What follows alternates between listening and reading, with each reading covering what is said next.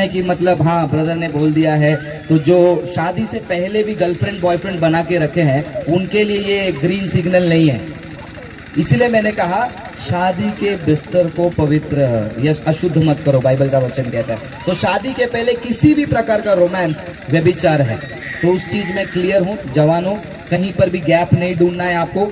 जो यूट्यूब में रील में आप इंटरनेट में देखकर भावना आ जाती है कि मेरी भी गर्लफ्रेंड होगी, मैं भी उसको किस करूंगा, मेरा भी एक बॉयफ्रेंड आएगा, मैं उसको किस करूंगी, ये सब व्यभिचार है। बाइबल साफ साफ कहती है व्यभिचार है।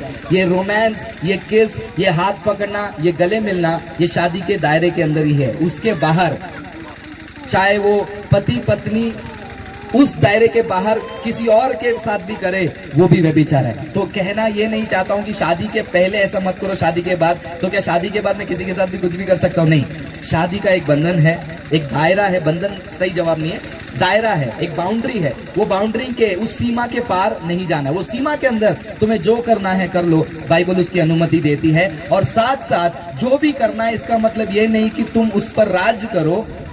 क्या करो? एक ही शरीर हो, उसका कद्र करो, बांधो। अगर आपके हाथ में दर्द होगा ना, आप जबरदस्ती अपना हाथ को ऐसा पटकोगे नहीं। वैसे ही अगर शारीरिक संबंध की बात होती है, अगर पति या पत्नी दोनों में से किसी एक को कोई भी शारीरिक कमजोरी है, दूसरा भाग उसका शरीर उसको उठाना चाहिए, ना कि जबरदस्ती करना चाहिए। किसी को अधिकार नहीं है किसी के शरीर के ऊपर जबरदस्ती करने का। बाइबल कभी भी इसका अधिकार नहीं देता है। बाइबल जिस अधिकार के बारे में बात करता है उस अधिकार को समझो। बाइबल जबरदस्ती के बारे में कभी भी नहीं बात करती है। Bible is very very clear. शादी से पहले प्यार कर सकते हैं क्या? प्रभु ने कहा तो प्यार तो तुम हमेशा करो, लेकिन कौन से वाली प्यार की बात करो पहला वो बताओ। शादी से पहले प्यार, मैंने आपको संदेश में भी बताया था, थोड़े टाइम पे भी पहले भी बताया था। प्रेम जो है हम सबसे कर सकते हैं, लेकिन जिस प्यार के बारे में यहाँ पर बात हो रही है वो प्यार किस टाइप का प्यार है, मैं आपको थोड़ा 1 मिनट के लिए बता देता हूँ। ठीक है, मान लीजिए मैं वो लड़की को पसंद करता हूँ, ठीक है नहीं, काल्पनिक है, मैं वो लड़की को पसंद करता हूँ। अब मुझे उसके ऊपर प्यार करना है। ये किस प्रकार का प्यार होगा? क्या वो प्यार उस प्यार के समान होगा जो मैं अपने बहन के ऊपर दिखाऊंगा, क्योंकि बहन भी लड़की है और वो दूसरी लड़की है, वो दोनों पे भी मैं प्यार करता हूँ। ये दोनों प्यार सेम सेम होगा क्या? नहीं ना, अलग अलग प्यार होगा। तो यानी कि ये लड़की पे जो मेरा प्यार आएगा वो रोमांटिक प्यार होगा, बराबर। रोमांटिक प्यार क्या होता है?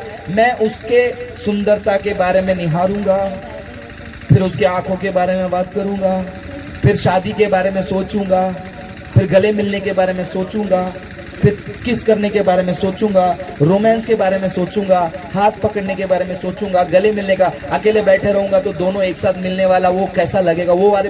तो यानी कि ये सारा जो रोमांटिक विचार हैं, वो रोमांटिक विचार मैंने पहले ही बताया, वो शादी के उस सीमा के अंदर वाली है।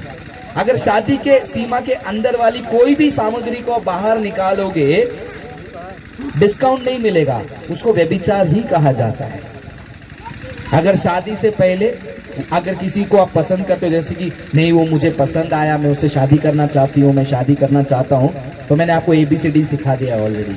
अगर वो ABCD को अगर आप तेल में डाल के फ्राई करके छोड़ दोगे और बोलोगे कि मैं तो बस अपने ख्यालों में खोते ही रहूंगा, यानी कि अगर उस व्यक्ति से आपकी शादी हो या नहीं हो पता नहीं, आपकी पत्नी जो नहीं है, आपका पति जो नहीं है, उसके साथ आप रोमांस कर रहे हो, जो कि बाइबल के अनुसार व्यभिचार है। और उसी चीज से परमेश्वर आपको बचने के लिए चेतावनी देते हैं। तो शादी से पहले प्यार करना चाहिए, लेकिन ऐसा वाला प्यार शादी वाला है, उसे शादी के बाहर नहीं, शादी के अंदर ही रहने दे। और आगे भी इसका कंटिन्यूएशन है, क्योंकि कलीसिया में ऐसी बात होती है। तो कलीसिया में ऐसी बात होती है तो आपको आदर्श बनना है, आपको सुधारना है, और जो कर रहा है उसके सामने आप खड़े रहिए। मैं आपको एक छोटा सा मेरा पर्सनल गवाही देता हूँ। आप बोलना चाहते हो पूरा बोल दो।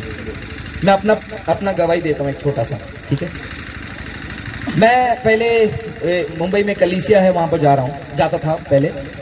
तो वहां पर अचानक से एक जवान लड़का आया, प्रार्थना अटेंड किया, चला गया। हर हफ्ता आने लग गया, आते आते गया, बपतिस्मा लिया, सेवा करने लग गया। कई महीनों के बाद वो मेरे पास आया और उसने मेरे को एक बात बोलता है, अन्ना आपको मालूम है ये चर्च में कैसा आया? मतलब कैसा है? नहीं, जब भी मैं, बाकी उसके दोस्त हैं जो मेरे चर्च के थे, मैं जब भी ये लड़कों के साथ घूमने जाता था, हर बात में वो आपका नाम लेते थे, वो फ्रांसिस ब्रदर ऐसे हैं, फ्रांसिस अन्ना ऐसा है, फ्रांसिस ऐसा बोलेंगे, फ्रांसिस अन्ना बुलाते हैं। तो ये मैं बोला, ये कौन है भाई ये फ्रांसिस? बार बार इसके बारे में ये लोग चपर चपर चपर करते रहते हैं। चलो मैं देख के आता हूँ। वो मुझे देखने के लिए चर्च में आया और यीशु को देख लिया। ये मेरा गवाही है आपके लिए। मुझे देखने आया था। मुझे क्यों देखने आया? क्योंकि मेरा जीवन डायरेक्टली नहीं, मेरे कलीसिया के जवानों के द्वारा दूसरे जवान के सामने दिखाई दे रहा है, और वो गवाही को देखने के लिए वो आया और परमेश्वर ने उसको वहीं पर पकड़ लिया, उसका भी नया जीवन हो गया। तो ये आपका जीवन होना चाहिए। कलीसिया में हो रहा है, उसके सामने आप क्या कर रहे हो? भीड़ में बह रहे हो? बहती गंगा में हाथ धोना है, या फिर उस बहती गंगा में आपको खड़े रहना और कहना है प्रभु में मैं स्थिर खड़ा हूं, कोई तूफान, कोई आंधी, कोई प्यार, कोई रोमांस, कोई मूवी, कोई रील मुझे टकराए तो भी कुछ नहीं कर सकता, मैं खड़े रहूंगा और मैं जवानों के लिए आदर्श बनूंगा। तीमती के जवान, जो तीमती नाम का जवान है, पौलुस ने उसको क्या कहा? तेरे बातचीत में, चाल चलन में, पवित्रता में, विश्वास में और शुद्धता में, पवित्रता में क्या कर?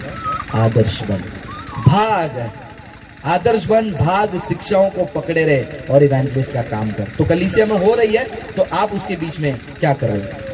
बहुत ही अच्छा बात याद दिलाया उन्होंने मुझे, क्योंकि कुछ सेवक लोग ये कहते हैं हाँ हाँ गर्लफ्रेंड बॉयफ्रेंड बना लो लेकिन पाप नहीं करना, हाँ शादी तक एक दूसरे को छूना भी नहीं, ऐसे भी सिखाते हैं। ऐसे ही मुंबई में एक बहुत बड़ा कन्वेंशन मीटिंग था, हजारों यूथ आए थे। वहां पर एक पास्टर है, बड़े पास्टर है, बहुत फेमस है तमिलनाडु में, उन्होंने गवाही दी, शादी से पहले मैंने भी प्यार किया था, मेरी भी गर्लफ्रेंड थी, लेकिन कभी मेरा उंगली भी उसको टच नहीं किया, शादी तक हमने प्रार्थना के साथ इंतजार किया और प्रभु ने हमें शादी कराया। हालेलुया। आप ऐसे भी जवान पवित्र रहो। अब ये मीटिंग में मैं नहीं गया था, मेरा चर्च का एक जवान लड़का गया था और अगले दिन मेरे पास आया, बोलता अन्ना अभी मैं भी गर्लफ्रेंड रखेगा। मतलब क्यों? नहीं, वो इतने बड़े पास्टर है, उन्होंने कहा कि वो रखे थे, उनका उंगली भी उन पे नहीं लगा था, तो मैं भी गर्लफ्रेंड रखूंगा, कुछ गलत काम नहीं करूंगा। कितना गंदा शिक्षा सीख कर आया है। अब ये उसको देखकर इसको लगता है कि मेरा उंगली भी टच नहीं होगा, लेकिन आज के जमाने में ऐसा कुछ होता नहीं है। दिमाग जो है ना, वो इंसान का बंदर है, यहाँ उछलेगा वहां उछलेगा, कब कहाँ पेड़ से उतरा उसको ही नहीं पता चलेगा। तो इसीलिए ये खेल, ये खतरों का खिलाड़ी वाला खेल मत खेलना।